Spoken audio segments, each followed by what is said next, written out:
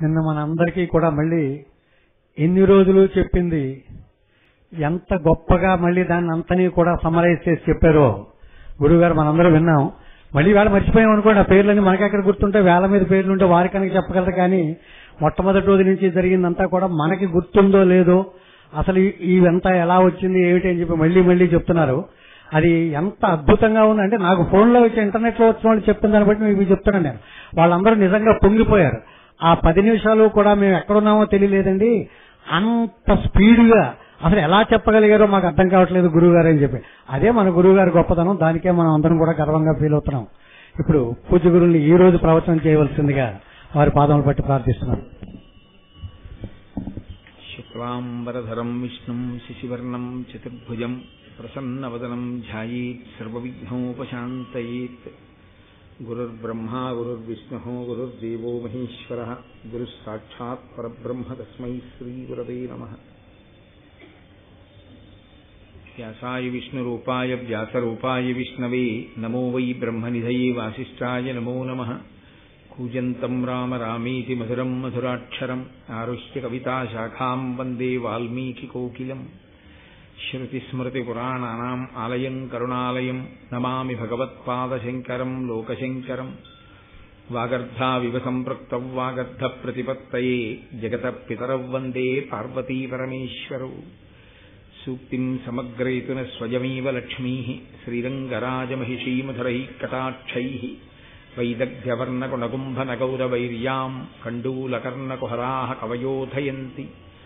హైమోర్ధ్వపుండ్రమజహన్మకుటం సునాసం మందస్మితం మకరకుండలచారుగండం బింబాధరం బహుళదీర్ఘకృపాకటాక్షం శ్రీవేంకటేశముఖమాత్మని సన్నిధత్తాం. విమలపటీ కమలకుటీ పుస్తకరుద్రాక్షసహస్తపుటీ కామాక్షీ పక్ష్మలాక్షీ కలిత విపంచీ విభాసి వైరించీ.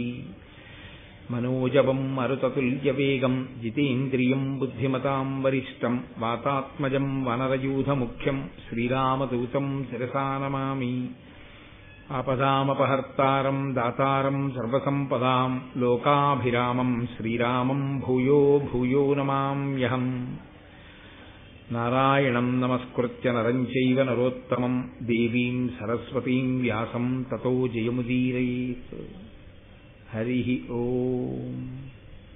పరమేశ్వర స్వరూపైన సభకి నమస్కారం. మనకి జీవితంలో అనేకమైన సంఘటనలు జరుగుతూ ఉంటాయి. అసలు యథార్థములకు జీవితమే సంఘటనల యొక్క పరంపర. అయితే వెనక్కి తిరిగి చూసుకుని ఈ సంఘటన ఇలా ఎందుకు జరిగి ఉంటుంది, ఈ సంఘటన జరిగిన తరువాత నేను ఎంత జారుడు మెట్ల మీద నిలబడి ఉన్నాను. నిజంగా ఏదో పరమేశ్వరానుగ్రహం ఉండి రక్షింపబడ్డాను, కానీ నేను ఈ సంఘటనలని అలా కొనసాగిస్తే ఏ స్థాయికి కింద పడిపోయి ఉండేవాణ్ణో అనేటటువంటి అభిప్రాయం ఒకరికి ఏర్పడింది అనుకోండి, వాడు వెంటనే మళ్ళీ మెట్లెక్కడం ప్రారంభించిన వాడు అని గుర్తు. అటువంటి సింహావలోకనం ఏమీ లేదనుకోండి, వాడు జారుడు మెట్ల మీద నిలబడి కిందకి వెళ్ళిపోతున్నవాడు అని గుర్తు. ఒకవేళ అలా సింహావలోకనం చేసుకున్నా, అయ్యా ఇది ఇలా ఎందుకు జరిగి ఉంటుందండి అని అడగడానికి శాస్త్రం తెలుసున్నవాడు, విషయాన్ని శాస్త్రీయమైన కోణంలో విచారణ చేసి చెప్పగలిగినటువంటి వాడు అలా చెప్పడమే తప్ప చెప్పడం వెనక స్వార్థం లేనివాడైనటువంటి ఒక వ్యక్తి దొరకడం అంతకన్నా కష్టం. ఒకవేళ ఇలా రెండూ కలిసి వచ్చాయనుకోండి, అది వాళ్ళిద్దరితో పోయే విషయం కాదు. అది యుగాలతో సంబంధం లేకుండా జీవకోటిని తరింపచేసేటటువంటి ఒక గొప్ప సంఘటనగా చరిత్ర యందు మిగిలిపోతుంది. లేదనుకోండి, అవి ఎప్పుడూ ఒక సంఘటనల పరంపరగా వ్యక్తి స్థాయిలో, అంటే ఒక వ్యక్తి స్థాయిలో అలా ఉండిపోతాయి. నేను ఏ మాటలు ఇప్పుడు మీతో ప్రస్తావన చేశానో ఆ మాటల్ని నేను కథాపరంగా విశ్లేషించవలసి వస్తే, జనమేజయుడు సర్పయాగం చేశాడు. సర్పయాగం ప్రారంభం చేసినప్పుడు జనమేజయుని యొక్క అభిప్రాయం ఏమిటి?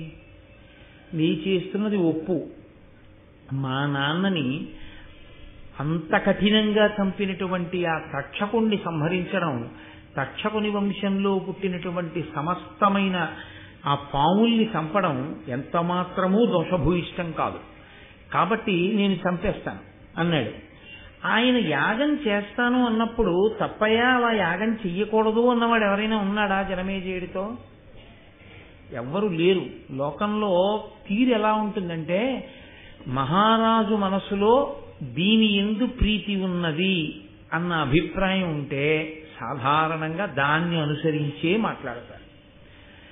మంత్రులు ఆ సర్పయాగం చెయ్యమని ప్రోత్సహించారు.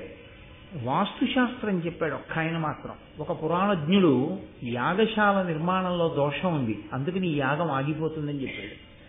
అది కూడా ఒక బ్రాహ్మణుడి కారణంగా ఆగిపోతుంది అని చెప్పాడు. ఆయన పట్టించుకోలేదు జనమేజయుడు. మనము అంతే, వ్యక్తిగత సౌకర్యము, ఆ తర్వాత మనకుండేటటువంటి ఆవేశకావేశములనేటటువంటి పెనుగాలియందు శాస్త్ర ప్రమాణములు కొట్టుకుపోయేటట్టుగా వదిలిపెట్టేస్తాం. దానికి అందరి నోటి వెంట వచ్చే మాట ఒకటే, ఏం పర్వాలేదులేండి అని విడిచిపెట్టేస్తాం. జనమేజయుడు అదే అన్నాడు, ఏం పర్వాలేదులేండి. ఎందుకు పర్వాలేదులేండి అంటే, శాస్త్రధిక్కారము జరిగేటట్టుగా క్రతువు జరుగుతున్నప్పుడు చెయ్యడానికి అక్కడ సంబారములు చేయించేవాళ్ళు ఎంత గొప్పవాళ్ళైనా అది నిలబడుతుందా అంటే, శాస్త్రధిక్కారము చేస్తే నిలబడదు, నిరూపించారు. ఆస్తిక మహర్షి వచ్చారు, సర్పయాగం ఆగిపోయింది. నిన్నను నేను మీతో కొన్ని పద్యాలు మనవి చేశాను, ఆస్తిక మహర్షి చదివినటువంటి పద్యాలు. అందులో ఆయన ఒక్కొక్క పద్యంలో ఒక్కొక్క విషయాన్ని స్పృశించాడు. ముందు పరీక్షిత్తుని పొగిడాడు, తర్వాత ఆయన వ్యక్తిత్వాన్ని, జనమేజయుని యొక్క వ్యక్తిత్వాన్ని పొగిడాడు. ఏ కోణంలో? యాగాలు చెయ్యడం, బ్రాహ్మణుల్ని ఆదరించడంలో ఆయన ఎంత గొప్పవాడో చెప్పాడు. తరువాత ఏం చెప్పాడు? లోకంలో అనేక యాగములు జరిగాయి, అందులో సర్వోత్కృష్టమైన యాగములు ఏవి చెబుతూ జనమేజయుని యాగం గురించి కూడా చెప్పాడు. నాలుగవసారి మాట్లాడుతూ జనమేజయుడు ఆ యాగం చెయ్యడం చేత అగ్నిహోత్రుడు ఎలా ప్రీతి చెందుతాడు, తరువాతి కాలంలో అగ్ని వలన ఆయన ఎటువంటి సంపత్తి పొందాలని తాను ఆశీర్వచనం చేస్తున్నాడు, ఈ విషయాలు చెప్పాడు. ఒక్క విషయంలో మాత్రం స్పష్టంగా నువ్వు చేస్తున్నటువంటి ఈ యాగము వలన లోకమునకు ఉపయోగం కలుగుతోంది అని ఎక్కడా చెప్పలేదు. అసలు యాగము యొక్క ప్రధానమైన లక్షణం ఏదైనా ఉంటే రెండుంటాయి అందులో. యజమాని ఉండి యజమాని ఒక ప్రయోజనము కొరకు చేస్తే ఇహము, ఇక్కడేదో ప్రయోజనం నెరవేరుతుంది. దశరథుడు చేస్తే రాముణ్ణి కన్నాడు. పరము, ఇక్కడ ప్రయోజనం కొరకు కాదు అని చేస్తే ఊర్ధ్వలోకాల్లో నివసించగలిగినటువంటి గొప్ప శక్తిని యాగము కృప చేస్తుంది. ఈ రెండూ కాదు, లోకశాంతి. అసలు భారత ప్రారంభంలో జనమేజయుడు అటువంటి యాగంతో ప్రారంభం. భారతం లోకోపకారము కొరకు అందరూ బాగుండాలని చేసేటటువంటి యాగము. ఇప్పుడు జనమేజయుడు చేసేటటువంటి యాగం ఈ మూడిటిలో ఎందులోకి వస్తుంది? ఈ మూడిటిలో ఎందులోకి రాదు. ఇహము లేదు, పరము లేదు, లోకోపకారము లేదు. మిగిలినది ఏమిటయ్యింది? కక్ష. కక్ష కొరకు యాగం చెయ్యొచ్చా? ఇన్ని చేసిన నీ అనుభవం ఏమైనట్టు?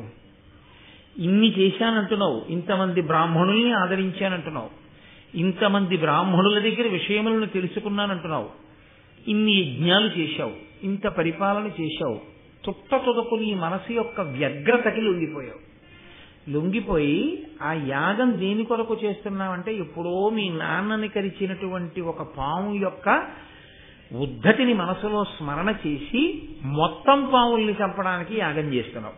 పోనీ అదైనా నీ అంత నీకుగా కలిగిన సంకల్పమా? కాదు. ఉదంకుడొచ్చి ప్రచోదనం చేశాడు అటువంటి యాగం చెయ్యమని. ఉదంకుడు ఎందుకు చెయ్యాలి? ఆయన కోపం ఆయనకుంది.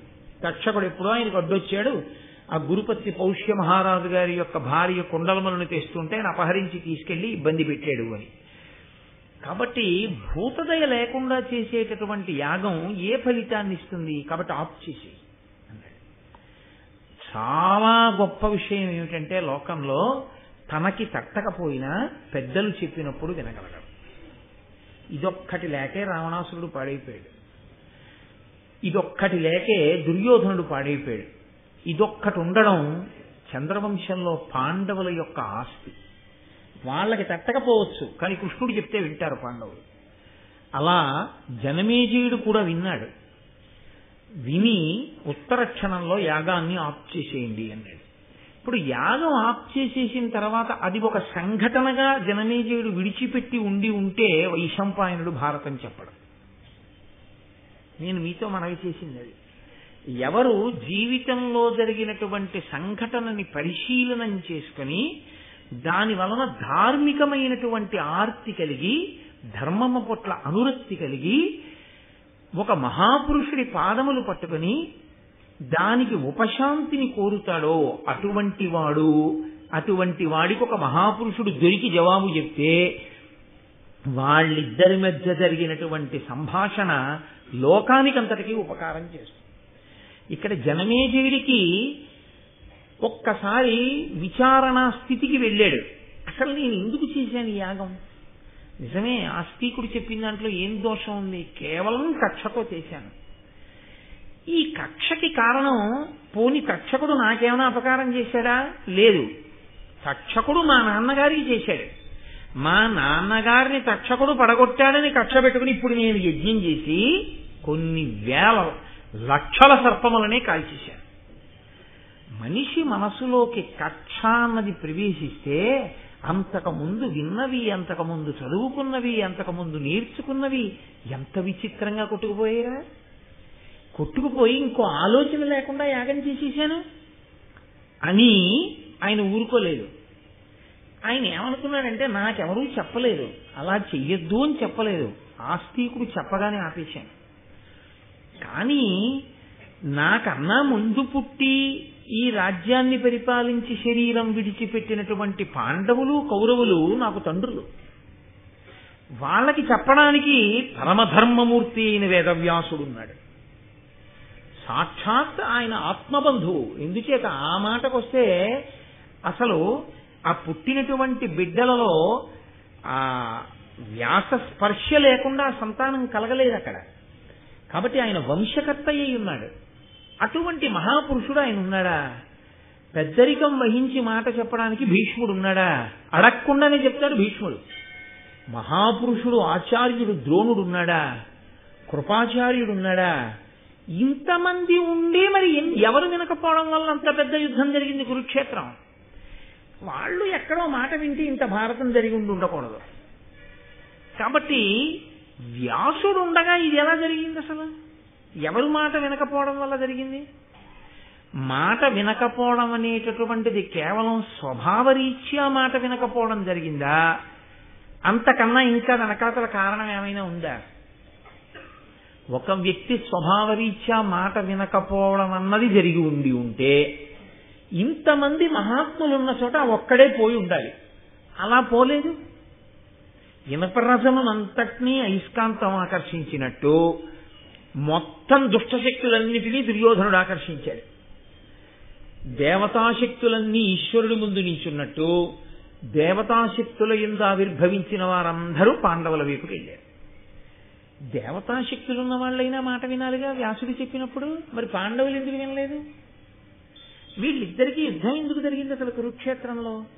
ఆస్తికుడు చెప్పగానే నేను విని యజ్ఞం ఆపినట్టు వీళ్ళు కూడా భీష్ముడి మాటో, ద్రోణుడి మాటో, వ్యాసుడి మాటో, విదురుడి మాటో, అంతటి ధర్మాత్ములందరూ సభలోనే ఉన్నారు. కొత్తగా ఎవరినో అడగవలసిన అవసరం లేదు, ఎక్కడి నుంచో తెచ్చుకోవాల్సిన అవసరం లేదు. ఇవాళ నా అదృష్టం కొద్దీ వ్యాసుడు ఉన్నాడు సభలో అడగడానికి. అప్పుడు వాళ్ళకి ఆ ఇబ్బంది ఏం లేదు. ఎప్పుడూ ఉంటాడు భీష్ముడు, ఎప్పుడూ ఉంటాడు ద్రోణుడు, ఎప్పుడూ ఉంటాడు కృపుడు, ఎప్పుడూ ఉంటాడు విదురుడు. ఉన్నవాళ్ళు ఏదో తినేసి ఉత్తినే కూర్చోరుగా. వాళ్ళు ఎప్పుడూ ధర్మం మాట్లాడుతూనే ఉంటారు. అది బహుశా మా తాతలు చిన్నతనం నుంచి విని ఉండాలి. జనమేజయుడు పరీక్షిత్తు కొడుకు, పరీక్షిత్తు అభిమన్యుడు కొడుకు, అభిమన్యుడు అర్జునుడు కొడుకు. కాబట్టి మా పితృపితామహులు విని ఉండాలి మాట. ఎక్కడొచ్చింది అసలు దోషం? అసలు భారతం ఎందుకు వచ్చింది? కురుక్షేత్ర యుద్ధం ఎందుకు జరిగింది? ఎక్కడ మాట వినకపోవడం అన్నది జరిగింది. ఎవరెవరు మంచి మాటలు చెప్పారు, ఎవరెవరు మాట వినలేదు. ఎవరెవరు మాట వినకపోవడం వల్ల ఏ స్వభావముల చేత, ఏ కారణముల చేత ఇంత భారత యుద్ధం జరగవలసి వచ్చింది. ఈ సంఘర్షణలో ఏవో చాలా గొప్ప గొప్ప విషయాలే ఉండుంటాయి తెలుసుకోవలసింది. ఇప్పుడు కథని కథగా చెప్పేవాడు కాదు కావలసింది, కథలో ఉన్నటువంటి ధర్మ సూక్ష్మములతో చెప్పేవాడు కావాలి మనకి. అదృష్టం ఏమిటంటే వ్యాసుడు ఉన్నాడు సభలో, యజ్ఞ పరీక్షకుడిగా కూర్చుని ఉన్నాడు.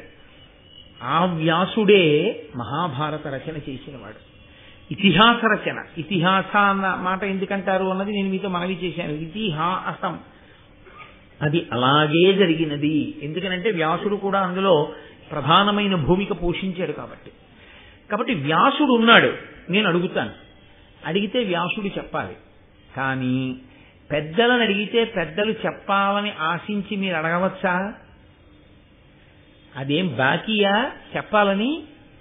కాదు. ఎందుకు చెప్పాలి? కృప కలిగి చెప్పాలి. కృప వారికి కలగాలి అంటే ఎందుకు కలగాలి? మన ఆర్తి అర్థమైతే కలగాలి. ఏదో తెలుసుకోవాలనేటటువంటి ఆర్తి అవతల వారి యందు ఉన్నది అంతే. గురువుగారు మాట్లాడడానికి అంతకన్నా ఇంకొక విషయాన్ని ప్రాతిపదికగా తీసుకోరు. గురువుగారు మాట్లాడే దేనికి మాట్లాడతారు అంటే కేవలముగా శిష్యుని యొక్క ఆర్తి చూసి మాట్లాడతారు. ఆవు పాలు ఎందుకు వదులుతుంది?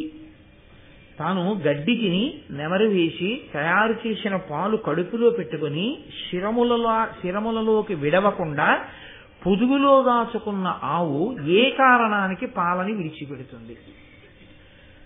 ఆకలితో ఉంది దూడ అని గుర్తు ఏమిటంటే పలుపు విప్పగానే పరిగెత్తుకెళ్లి పొదుగులో 2 గుద్దులు గుద్దితే చాలు విడిచిపెట్టారు. పొదుగులో 2 గుద్దులు గుద్దిన దూడకి పాలు విడిచిపెట్టకుండా ఉండలేని ఆవులా ఆర్తితో పాదములు పట్టుకున్నటువంటి శిష్యుడి వంక చూసి చెప్పకుండా ఉండలేక గురువు చెప్పాడు. కాబట్టి నాకిక్కడ వ్యాసుడు ఉన్నాడు, నా ఆర్తి ఆయనకు అర్థమైతే చాలు మాట్లాడతాడు, లేకపోతే ఆయనకి మాట్లాడవలసిన అవసరం లేదు, ఆయన చిరునవ్వు నవ్వి వెళ్ళిపోతాడు. కాబట్టి ఇప్పుడు వ్యాసుడు మాట్లాడడం అంటే నా ఆర్తి అర్థమైతే మాట్లాడాలి. నా ఆర్తి అర్థమైతే మాట్లాడేస్తాడనుకోకూడదు. ఆయన ఎవరో నాకు అర్థమైందని కూడా ఆయనకు అర్థం అవ్వాలి. ఆయన యందు నా యొక్క పూజ్య భావన ఆయనకు అర్థమైంది అన్న విషయం కూడా స్పష్టము కావాలి. కాబట్టి ఈ కోణంలో జనమేజయుడు అడుగుతున్నాడు. లేకపోతే భారతాన్ని వైశంపాయనుడు చెప్పవలసిన అవసరం లేదు. మీరు ఏదైనా సరే ఒక గొప్ప గ్రంథం కానీ ఒక గొప్ప చరిత్ర కానీ ఆవిష్కరింపబడుతుంటే దానికి కారణమేది అన్నది తెలుసుకుంటే ఒక ప్రయోజనం ఉంటుంది. మనం కూడా జీవితంలో అలా ఊహించుకోవడం అలవాటు అవుతుంది. ఎందుకని అంటే తప్పు చెయ్యనివాడు, చెయ్యకుండా ఉండగలిగిన వాడు, అసలు ఏ తప్పు చెయ్యకుండా నా జీవితం ఉంది అన్నవాడు చాలా కష్టం.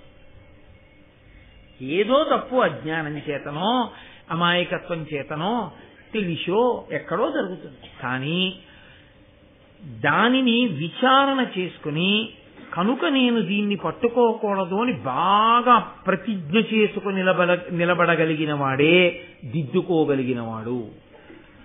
లేకపోతే ఏదో ప్రతిదాన్ని చాలా చులకనగా తీసుకుంటూ పెద్ద విషయం ఏముందని కాకతాళీయము అంటారు. అలా కాకతాళీయంగా తీసుకున్నారనుకోండి, అలాంటి వారికి జీవితంలో ఎన్ని విననివ్వండి, ఎన్ని జరుగుతూ ఉండనివ్వండి, ఎన్ని చూస్తూ ఉండనివ్వండి, ఏమీ వరగదు. కొత్తగా మార్పు రాదు. ఎందుకు రాదు అంటే ఒక్కటే కారణం, వాళ్ళు ఆగి వెనక్కి చూడరు, విన్నదాన్ని తమ జీవితానికి సమన్వయం చేసుకోరు. ఈ 2 ఎక్కడ ఉండవో అక్కడ అభ్యున్నతి ఉండదు. అందుకే గురువాక్యము అన్నది ఎటువంటిది అంటే, గురువాక్యము వర్షం లాంటిది. శిష్యుడు ఎటువంటి వాడు అంటే మట్టిలో ఉన్న విత్తనం అయితే మొలకెత్తుతుంది, రోటి మీద పడి ఉన్న విత్తనం అయితే మొలకెత్తదు. వాన నీరు ఒకవేళ రోటి గుంతలోకి చేరి అందులోకి విత్తనం తడిసి నానుతూ ఉండిపోయినా ఆ విత్తనం మొలకెత్తదు. ఎందుకంటే ఒక్కటే కారణం, అది బండరాతి మీద ఉన్నది కాబట్టి మొలకలెత్తదు. దానికి సహజంగా మెత్తని మట్టిలో అది లేదు. అదే మట్టిలో ఉన్నటువంటి విత్తనం మీద ఒక్క చినుకు చాలు మహావృక్షమై కూర్చుంది. అలా మహావృక్షము కావడానికి మట్టిలో ఉండడమే విత్తనం యొక్క ప్రధానమైనటువంటి యోగ్యత అయితే, విచారణ చేసుకుని తన జీవితంలోకి విన్న విషయాన్ని అన్వయం చేసుకుని నిలబడగలిగినటువంటి ప్రజ్ఞ ఉన్నవాడెవడో వాడు వేరొక ధర్మరాజు కాగలడు, తనని తాను దిద్దుకోగలడు. దాని కొరకు భారతాది ఇతిహాసములు వచ్చే అందుకిచ్చారు మహానుభావుడు వ్యాస భగవానుడు.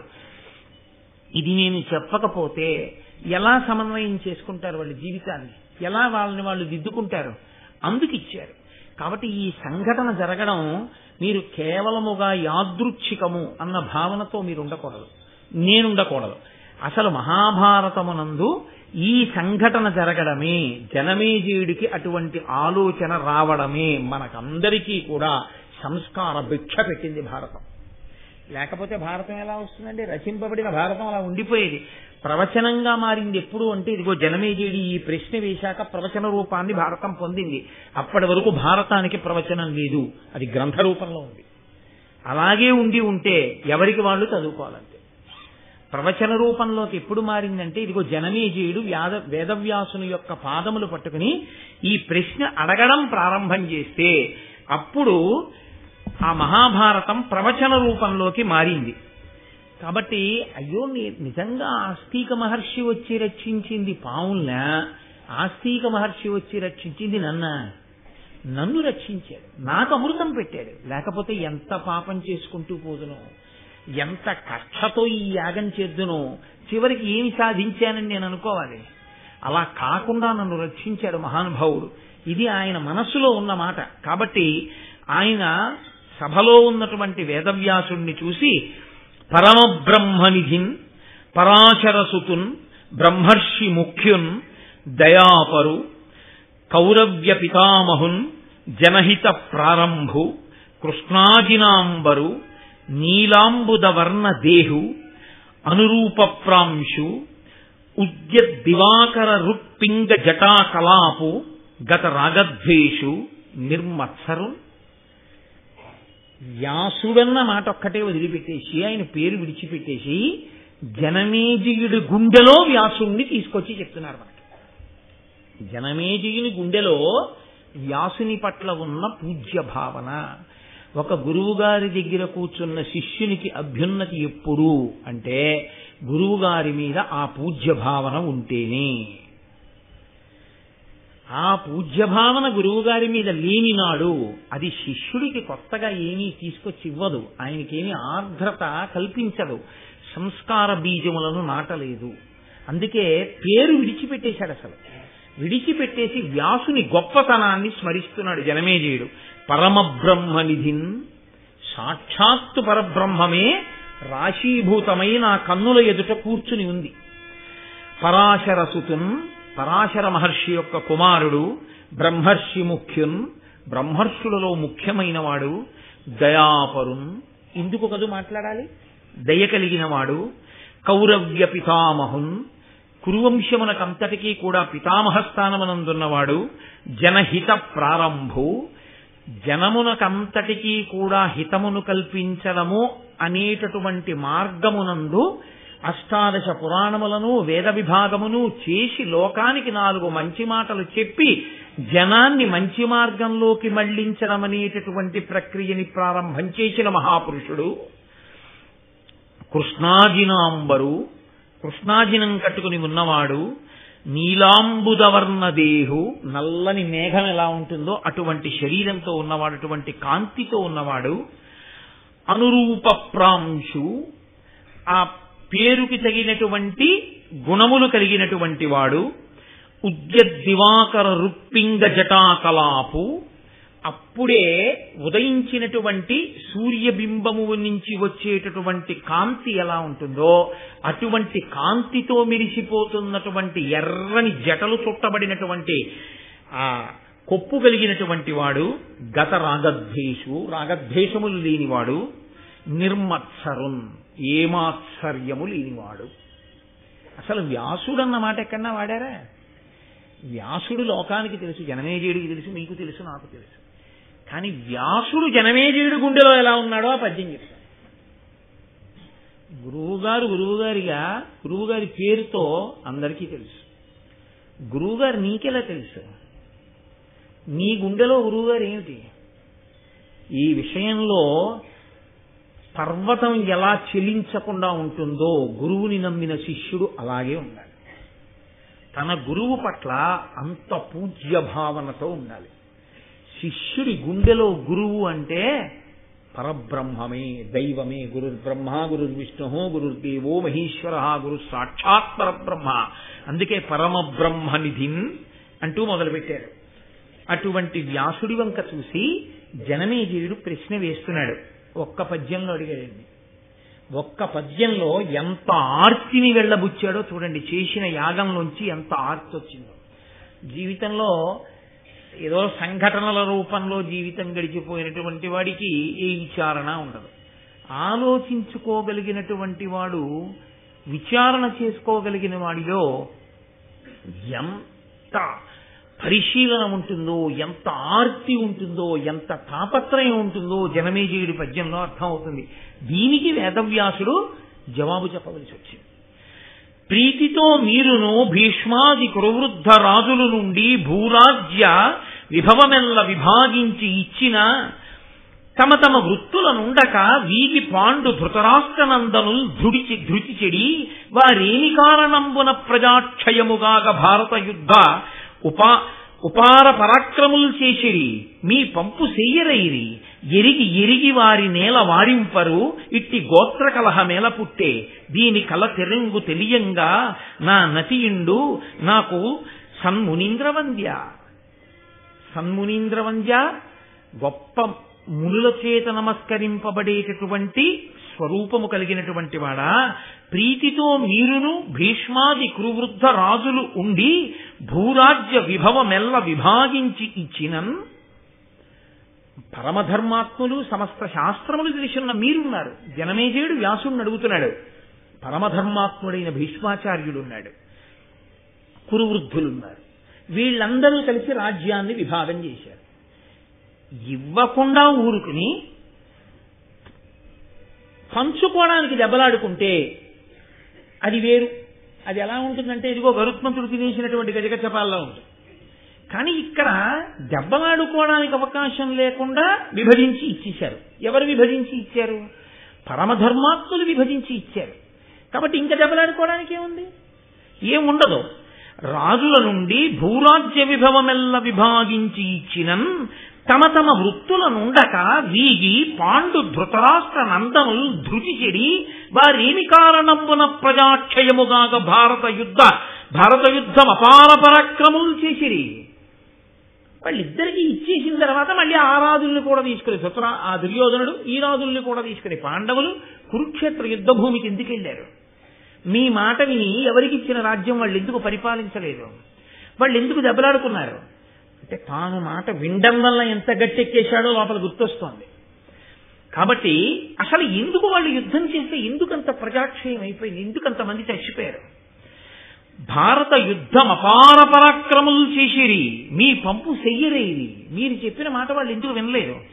ఎరిగి ఎరిగి వారి నేల వారింపరు ఇట్టి గోత్ర కలహమేల పుట్టే. బంధువుల్లో ఇంత కలహం ఎందుకు వచ్చింది? వాళ్ళని ఎవరూ ఆపలేకపోయారా? దీని కల తెరంగు తెలియంగా ఆనతియుండు నాకు సన్మునీంద్రవంద్య. ఇవన్నీ నాకు తెలుసుకోవాలనుంది. కాబట్టి నాకు అసలు ఈ గొడవలు ఎందుకు వచ్చాయి, ఎందుకు మాట వినలేదు మీ వంటి పెద్దలుండగా?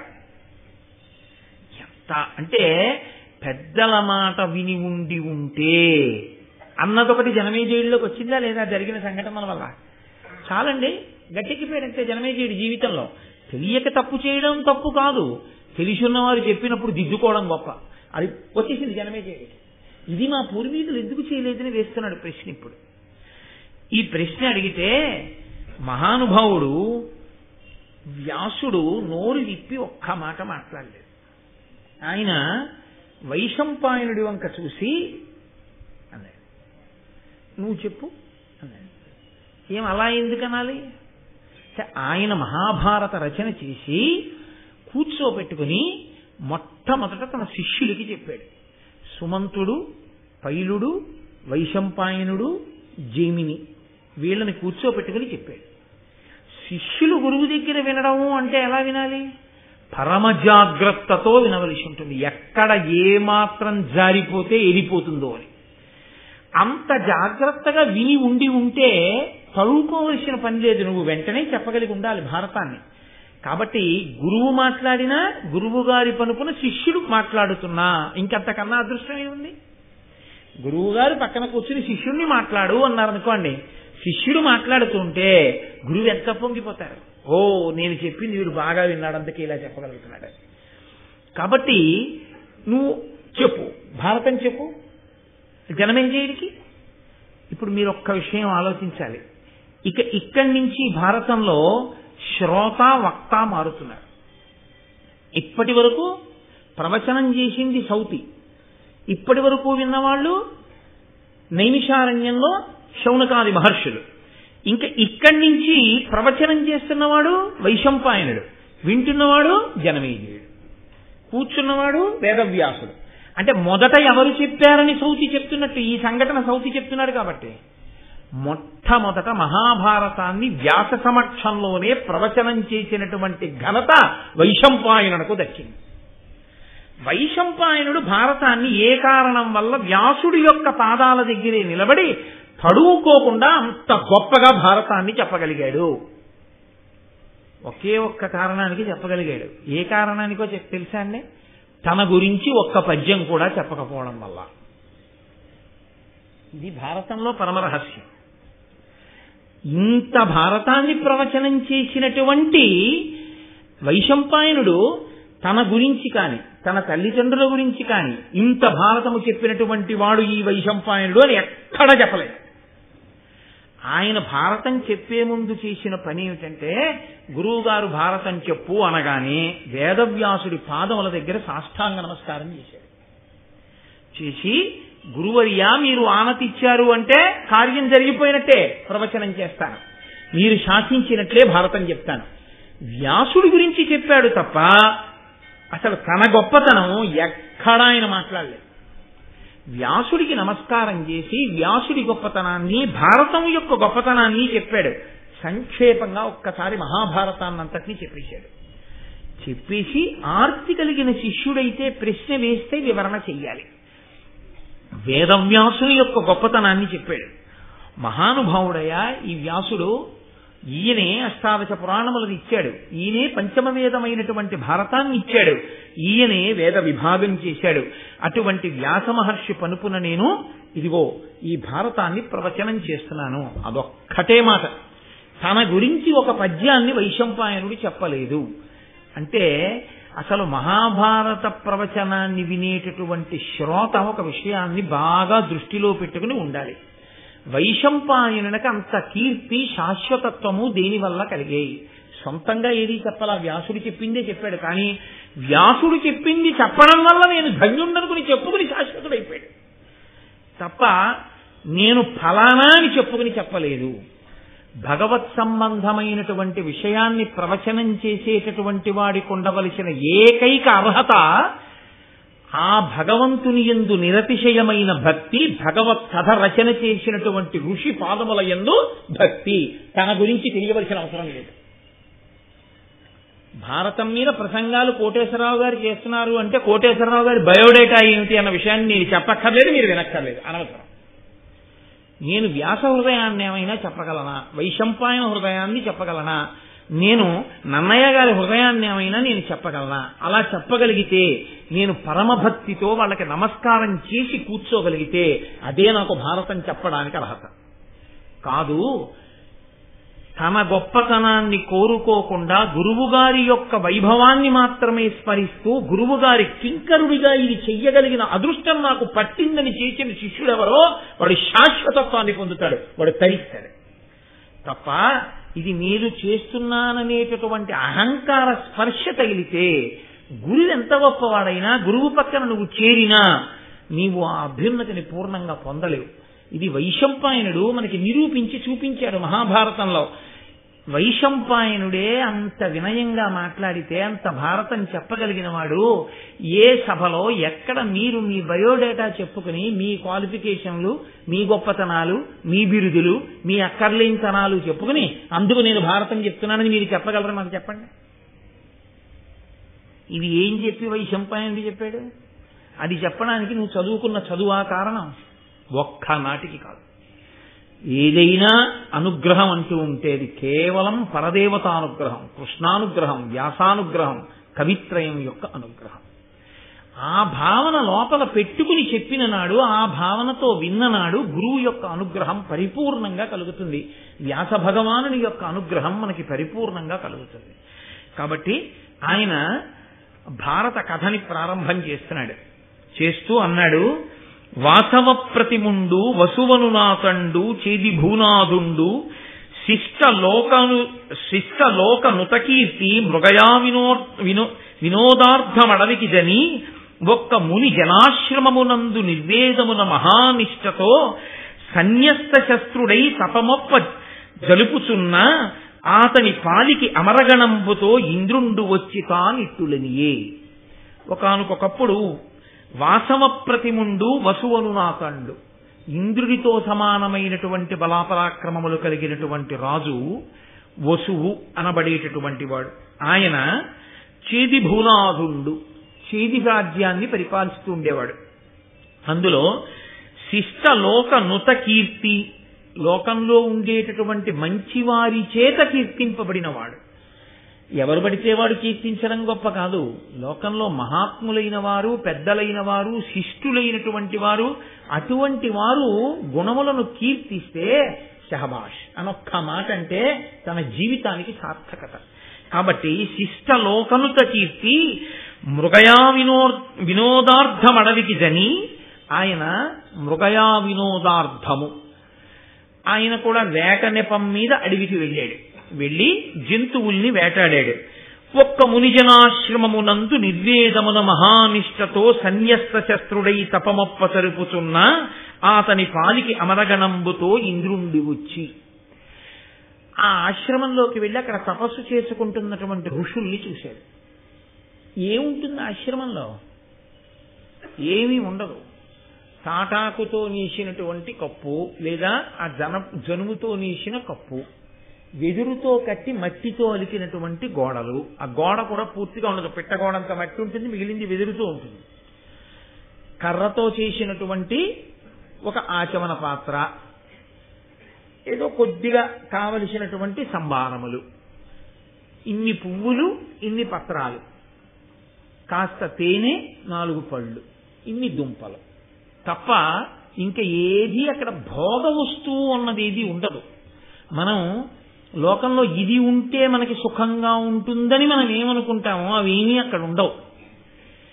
ఎన్ని ఉన్నా సుఖశాంతులు లేని మనం ఉంటాం, ఇవేవీ లేకుండా శాంతిగా ఆయన ఉంటాడు. అంతే తేడా.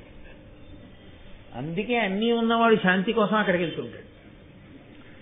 కాబట్టి ఇప్పుడు రాజుకి నిర్వేదం ఎందుకు కలిగింది?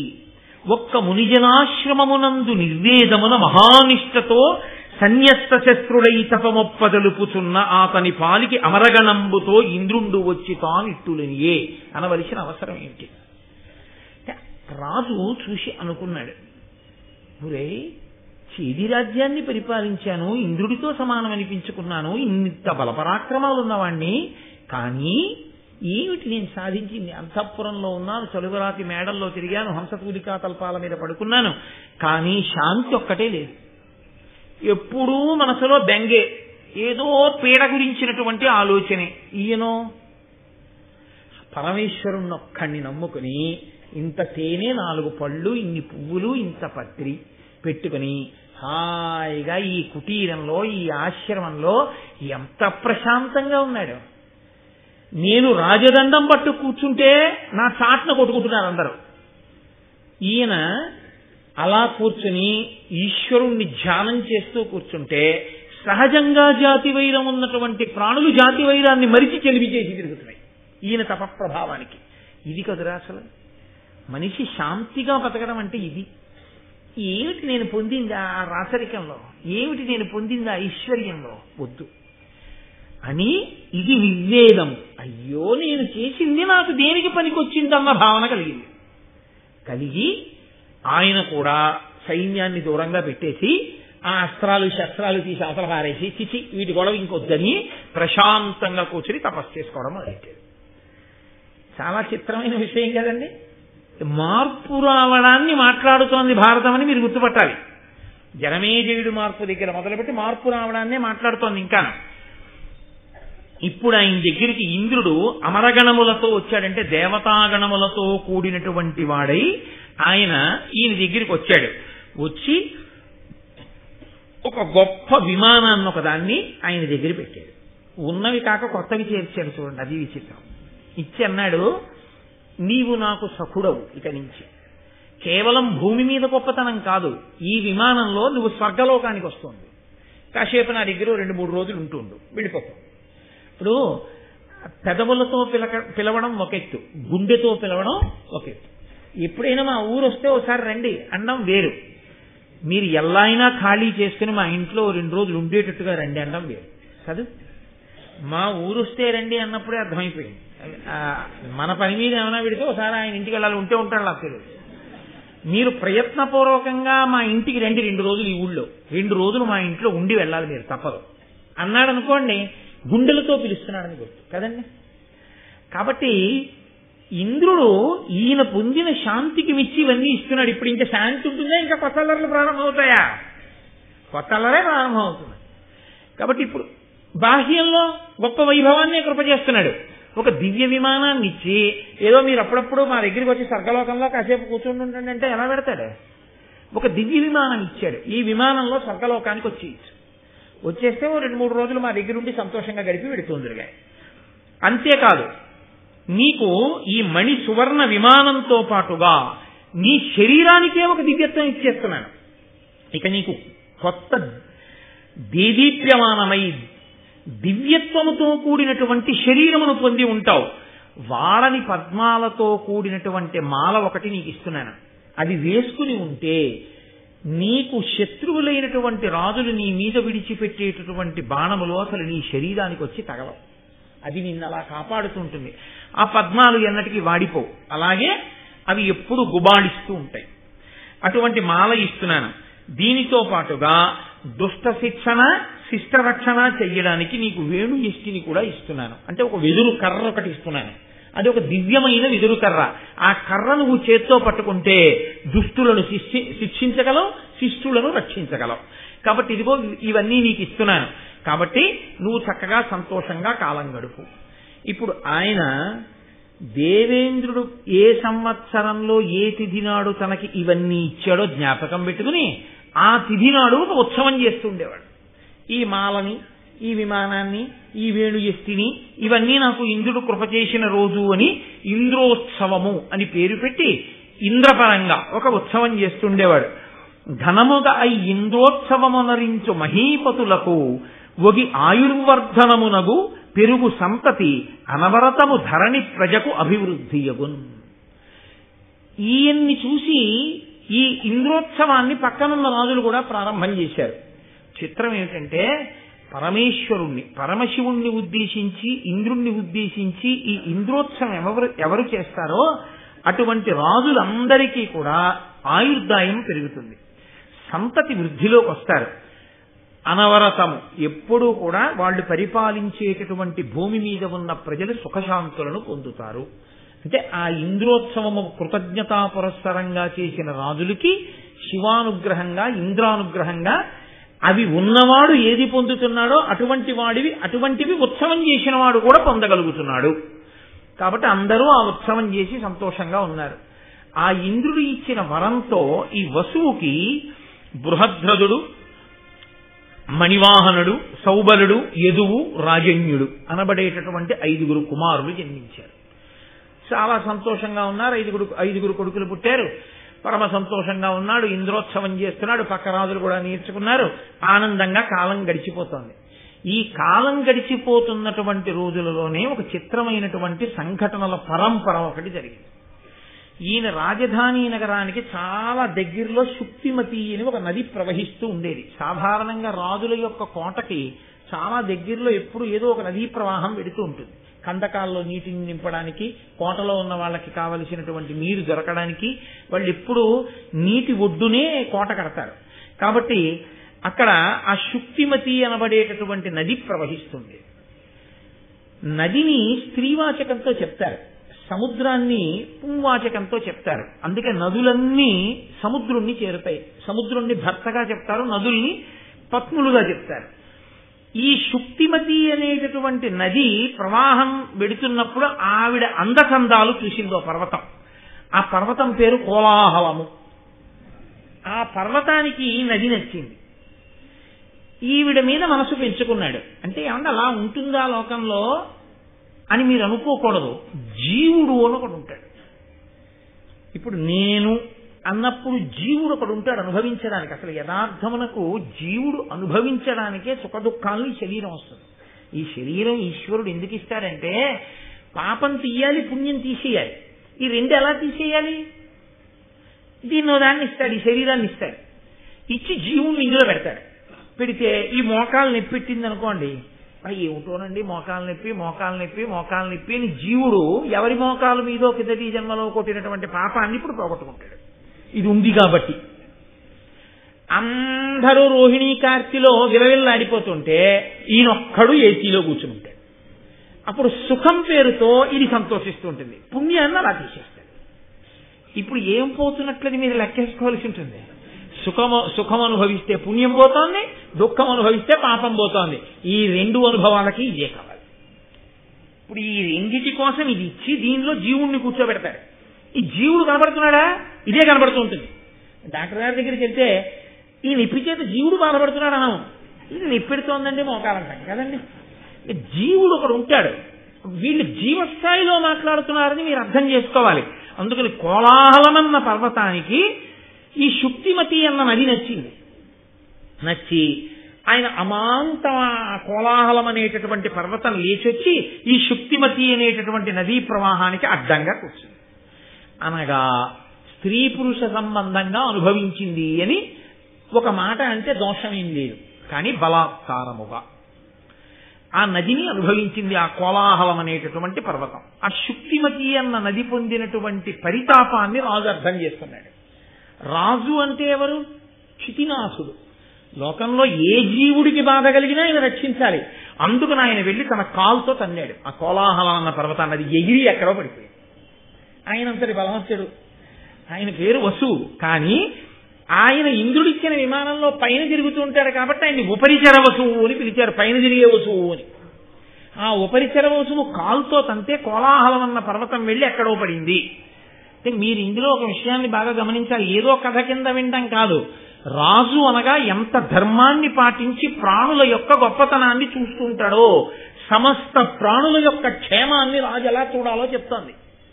కాబట్టి ఎవరో నోరున్న మనిషి కాడు. నదికి ఆపదొస్తే ఆ పర్వతాన్ని తన్నాడు. కానీ ఆ పర్వతం ఈ నదితో సంగమించినటువంటి కారణం చేత ఆ నదికి ఓ కొడుకు పుట్టాడు, ఓ కూతురు పుట్టింది. వాళ్ళు మనుష్య శరీరంతో పుట్టారు. ఇది ఈశ్వరాజ్ఞ. దీనికి కారణం ఏమిటి అన్నది నేను మీకు బాగా అర్థం కావలసిన స్థితి ఒకటి వస్తుంది. అక్కడ నేను మీకు చెప్తాను. మహాభారతం ధర్మమే మాట్లాడుతుంది ఎప్పుడు. ఇప్పుడు ఆ పుట్టినటువంటి కొడుకు పేరు సుపదుడు, ఆ పుట్టినటువంటి ఆడపిల్ల పేరు గిరిక. ఆ నది అంది మహానుభావుడు అదిగో ఆ ఉపరిచరవసు వచ్చి కాలుతో తన్నాడు కాబట్టి ఆ కోలాహలం అన్న పర్వతం ఎక్కడో పడింది. నాకు అదిగో ఆ కోలాహలం అన్న పర్వతం వల్ల ఓ కొడుకు కూతురు పుట్టాడు.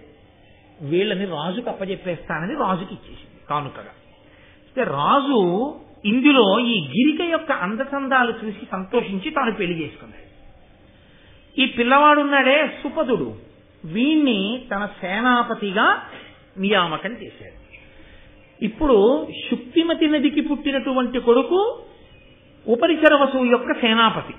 శుక్తిమతి నదికి కోలాహల పర్వతానికి పుట్టినటువంటి కూతురు గిరిక ఉపరిచర వసువుకి భార్య. ఇక్కడ మీరు కొంచెం విశాల హృదయంతో జాగ్రత్తగా వినవలసి ఉంటుంది.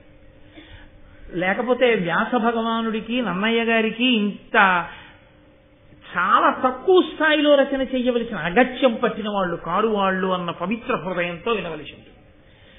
ఈ గిరిక అందచందాల మీద రాజు యొక్క మనసు నిలబడింది. ఎప్పుడు నిలబడి ఉంది? ఆమె ఋతుమతి అయి ఉన్నది ఒకసారి. అప్పుడు ఈయన పితృదేవతలు పిలిచి, ఉపరిచర వసువు యొక్క పితృదేవతలు పిలిచి, నీ భార్య ఋతుమతి అయి ఉన్నది, అందుకని నీవు వెళ్ళి ఆమెకి మాంసాహారమును తెచ్చి పెట్టు అన్నాడు. నేను దాపరికం లేకుండా ధర్మాన్ని మాట్లాడవలసి వస్తే మీతో ఒక విషయాన్ని నేను ప్రస్తావన చేయవలసి ఉంటుంది. బ్రహ్మచర్యము అని శాస్త్రంలో ఒక మాట. ఈ బ్రహ్మచర్యము అన్నది గృహస్థాశ్రమ ప్రవేశాత్ పూర్వ బ్రహ్మచర్యము ఒకటి ఉంటుంది. గృహస్థాశ్రమ ప్రవేశం తర్వాత కూడా బ్రహ్మచర్యం ఉంటుంది. ఎలా ఉంటుంది అంటే సంతానమును పొందడం అనేటటువంటిదే ప్రధానమైన ప్రయోజనం గృహస్థాశ్రమానికి. కాబట్టి సంతానమును పొందడానికి అత్యంత యోగ్యమైన కాలము ఋతుస్నాత అయిన భార్యా సంగమము కనుక ఋతుస్నాత అయి భార్య ఉన్న కాలంలో భర్త ఎక్కడికో వెళ్ళిపోడు, భార్య దగ్గరే ఉంటాడు. అది ఆయనకి ధర్మం, అది పతి ధర్మం, ఇది పత్ని ధర్మం. సత్సంతానము కొరకు, ఎందుకంటే వివాహము ప్రజాపత్యర్థం కాబట్టి ఆమె యొక్క బలం, ఆమె యొక్క శక్తి బాగా ఉంటేనే మంచి పిల్లవాడు లోపల తయారవుతాడు. ఆమె ఋతుమతి అయ్యింది కాబట్టి, క్షత్రియుడివి కాబట్టి వేటాడి మాంసం తెచ్చి ఆవిడికి పెట్టు. ఆమె ఋతుస్నాత అయిన తరువాత నువ్వు సంగమిస్తే మంచి సంతానం కలుగుతుంది. అది ఆంతరవాక్కు. అందుకని పితృదేవతలు చెప్పిన మాట విని ఉపరిచర వసువు వేటకెళ్ళాడు. వేటకి వెళ్ళి ఆయన జంతువుల్ని వేటాడుతున్నాడు. ఆయన మహానుభావుడు, సామాన్యుడు కాడు. నన్నయ్య గారు ఆయన్ని అమోఘ వీర్యుడు అని పిలిచారు. అమోఘ వీర్యుడు అంటే ఏ కారణము చేత కూడా నిష్ప్రయోజనమయ్యేటట్టుగా వీర్యము స్ఖలనమయ్యేవాడు కాడు అని దాని అర్థం. అయితే ఈ మాటని నేను మీకు బాగా అర్థం అవడానికి ఒక ఉపమానంతో చెప్తే మీరు తేలిగ్గా పట్టుకోగలుగుతారు. నేను ఎక్కువ దాని గురించి ప్రసంగం చెయ్యక్కర్లేదు. ఒక మహానుభావుడు తెల్లవారుజామున 5 గంటలకి కూర్చుని ఇలా ఆసనం వేసుకుని వెన్నుపాము నిటారుగా పెట్టి భ్రూమధ్యమునందు చూసి జపం చేసుకోవడం మొదలు పెడితే రాత్రి 9 గంటలకి కన్నులు విప్పి ఒక పావుగంట అయి ఉంటుందా అని అడిగాడు ఆయన. అడిగితే తెల్లవారుజామున 5 గంటలకు కూర్చున్నారు మీరు జపానికి, ఇప్పుడు రాత్రి 9 అయింది అంటే మీరు 16 గంటలు జపం చేశారు, మీరు పావుగంట అయిందా అని అడుగుతున్నారు. అంటే ఇప్పుడు ఇది నాకెలా ఉంటుంది, నాలాంటి వాడికి అమోఘం రా మహానుభావుడు 16 గంటలు అసలు కూర్చున్నవాడు కూర్చున్నట్టు ఇలా ఎలా ఉన్నాడు జపం చేస్తూ. అంతసేపు కూర్చుని పైగా పావుగంట అయిందా అని అడిగాడా? అలా ఎలా ఉండిపోయాడండి ధ్యానంలో అని ఆయన గురించి నేను ఆలోచించినప్పుడు నా స్థాయిలో నాకు ఆయన్ని ఏమంటాను? మహానుభావుడండి బాబు, నిజంగా అలా ఎలా కూర్చున్నాడండి అంటాను. ఎందుకని? నేను అలా ఉండలేను కాబట్టి నాకు ఆయన మహానుభావుడు కదండి. నేను కూడా అలా ఉండగలను అనుకోండి, నేను 17 గంటలో 18 గంటలో కూర్చోగలను అనుకోండి. అలా నాకు జపం చేసినప్పుడు పావుగంటలాగో 10 నిమిషాలలాగో అనిపిస్తుంది అనుకోండి, కొన్ని గంటలు జపం చేసిన. అప్పుడు నేను ఏమంటాను? ఓ నవ్వు నవ్వి ఊరుకుంటాను. అది సహజమని, ఎందుకని నాకు తెలుసు కాబట్టి కదా. అలా నిష్కారణముగా వీర్యము స్ఖలనమయ్యి ఆ వీర్యము ప్రయోజనము లేకుండా పతనమైపోవడం అనేటటువంటి అలవాటు లేని ఒక మహాపురుషుడు గురించి విన్నప్పుడు సామాన్యులకి అయ్యి బాబు అలా ఉంటుందా అనిపించవచ్చు. కానీ ఆయన అమోఘ వీర్యుడు అన్న మాటకు అర్థం అంతే. ఇప్పుడు మీరు పట్టుకోగలిగారు, అంతకన్నా ఇంకా నేను వ్యాఖ్యానం చేయగలను. కాబట్టి అత్తటి అమోఘ వీర్యుడైనటువంటి మహానుభావుడు ఉపరిచర వసువు వేటకి వెళ్ళాడు. ఋతుస్నాత అయిన భార్యా సంగమము ఆయన ధర్మం. అందుకని భార్య యొక్క అందచందాలని మనసులో తలుచుకున్నాడు. ఆమెని మనసులో తలుచుకోవడం ఉత్తమ పురుష లక్షణం. కేవలము భార్య యందు మాత్రమే కామము కలిగి ఉంటే ఆయన ఉత్తమ పురుషుడు అని గుర్తు. కాబట్టి ఇప్పుడు ఉపరిచర వసువు యందు దోషం పట్టడం ఎంత మాత్రమూ తప్పు కాదు. పైగా భార్య ఋతుస్నాత సంగమకాలం, అందుకని ఆయన భార్య అందచందాల్ని స్మరించాడు. హఠాత్తుగా వీర్యము స్ఖలనమైంది. ఆయన అమోఘ వీర్యుడు. అది నిష్ప్రయోజనము కారాలు. అందుకని చిరగని ఆకుదొప్పలోకి పట్టి దాన్ని ముడి వేసి పెంపుడు డేగని పిలిచి, వేటకెళ్ళేటప్పుడు కుక్కల్ని డేగల్ని తీసుకెళ్తారు, పెంపుడు డేగని పిలిచి దాని మెడలో కట్టి పట్టుకెళ్ళి నా భార్యకి ఇచ్చేయండి. ఇప్పుడు ఈ డేగ వెళ్ళిపోతాం. పావురాలు ఇవి పూర్వం పెంపుడు పక్షులు వెళ్ళే వీళ్ళకి